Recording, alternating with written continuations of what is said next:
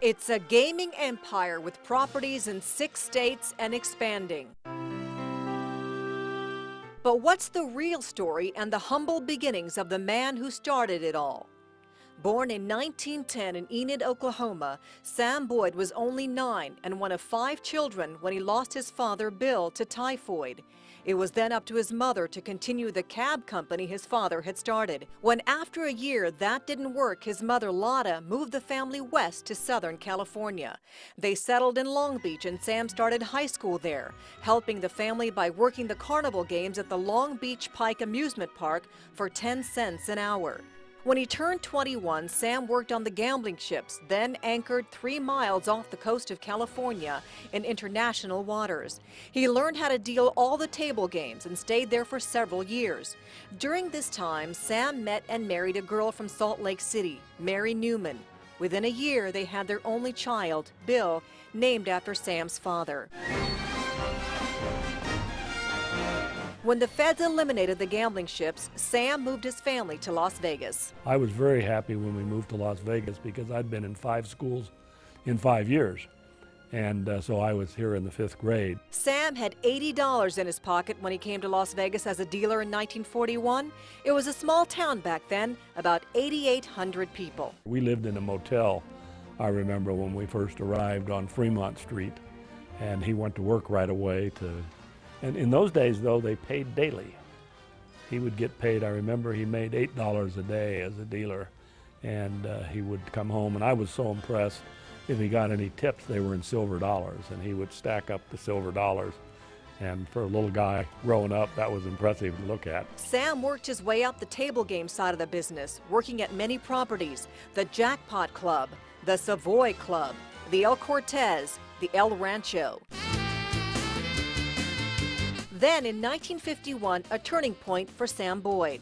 A man named Al Winter offered him a position as casino shift boss and a 1% interest in the New Sahara Hotel for $16,000. He had $6,000 that he and my mom had saved, but he had to borrow 10. And of course, in those years, believe it or not, gaming was legalized in 1931 in Nevada.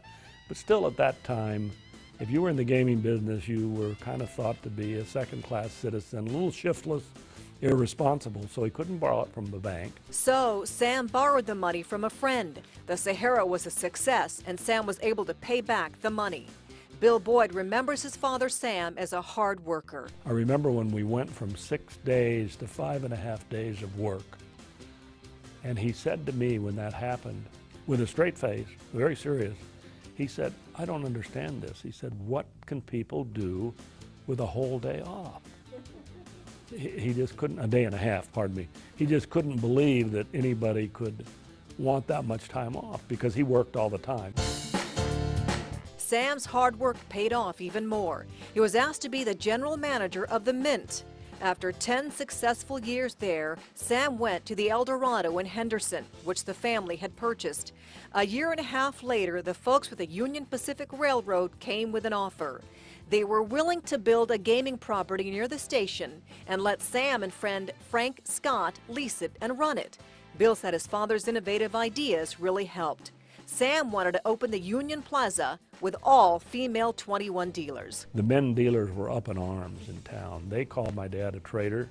They said, "You came to Las Vegas as a dealer and you're taking away our jobs." Well, the Union Plaza, now known as the Plaza, opened in 1971 and within months was a huge success.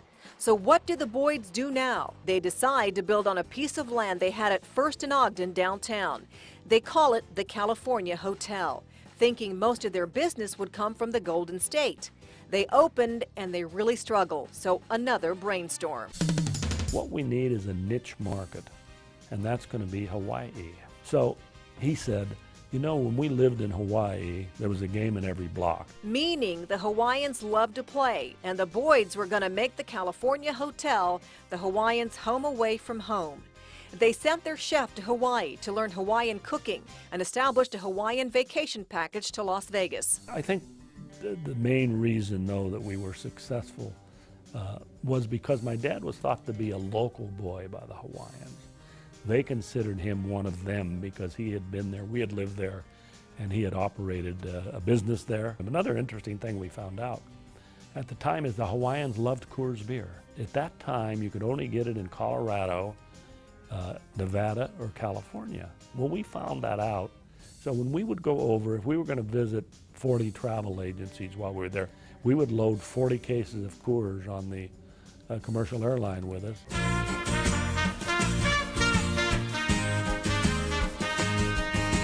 After that success, Sam needed a new challenge. They were looking at Boulder Highway for their new property, and when they expressed their idea to colleagues, they got an earful. Are you guys out of your cotton picking minds? And where's the business coming from? You can't open a place out there in the middle of nowhere. But the Boyds wanted to bring the action closer to locals. They decided to call it Boomtown. But when that fell through, Bill had an idea. And then I thought to myself, why not name it after my dad, Samstown?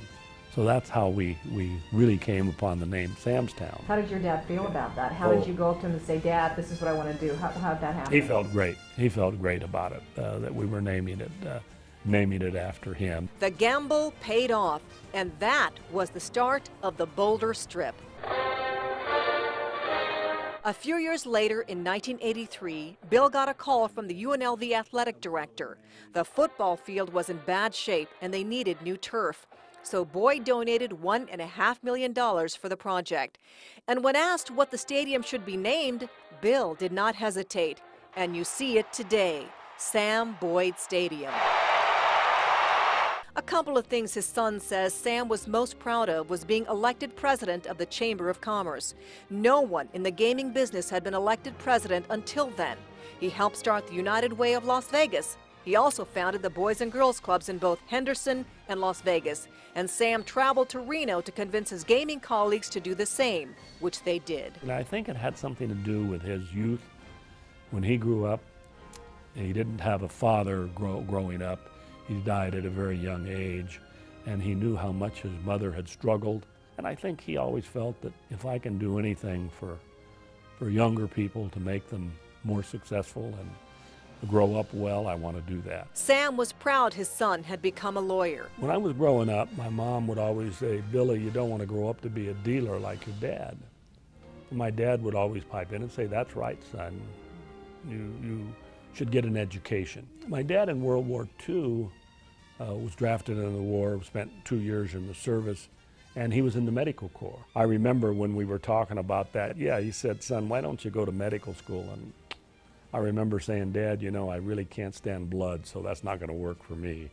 And so I went to law school. I think if he had had an education, that he would have been a doctor. But Sam was also proud when his son joined him in the gaming business, keeping it within the family. What do you think he would say today? Boy, gaming is everywhere. Oh, I think he would be surprised. Yeah. I think he would be proud, very proud of what we've done and all the employees that we have. And what about the induction into the Business Hall of Fame? He would be so proud of that. He was very, very proud of what he had accomplished from really nothing. He was so proud of the fact that I think that the gaming industry was starting to be recognized as an important part of our community.